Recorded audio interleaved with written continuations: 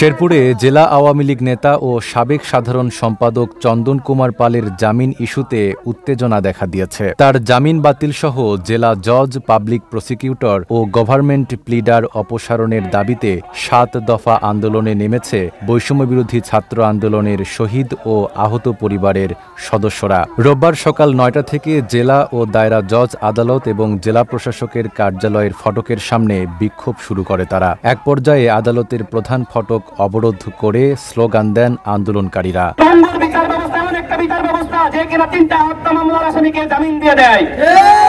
আমরা ধিক্কার জানাই সরকারের প্রতি। যে সরকার আমাদের ভাইদের রক্তের উপর দাঁড়িয়েছে, তারাই আমাদের ভাইদের সাথে বেইমানি করেছে। আমি ধিক্কার জানাই 24-এর দালালদের, যে দালালরা আমাদের ভাইদেরকে যারা হত্যা করেছে তাদেরকে ছাড়াতে সহায়তা করেছে।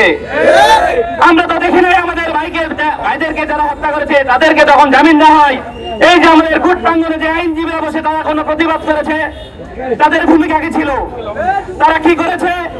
এই ফ্যাসিস্টদের জামিনে সহায়তা করেছে। শিয়া বাটার ও ভিটামিনে সমৃদ্ধ লিলি বিউটি সোপ, তারুণ্যময় উজ্জ্বল ত্বকের জন্য।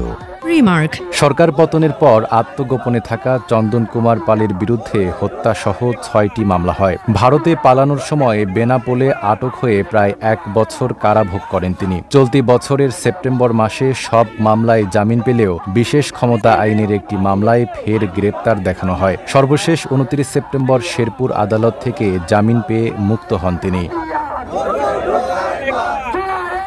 বিষয়টি জানাজানি হলে সামাজিক যোগাযোগ মাধ্যমে সমালোচনা শুরু হয়। এ নিয়ে জেলা বিএনপির সভাপতি ও রাষ্ট্রপক্ষের কৌশলী আব্দুল মান্নানও সমালোচনার মুখে পড়েন।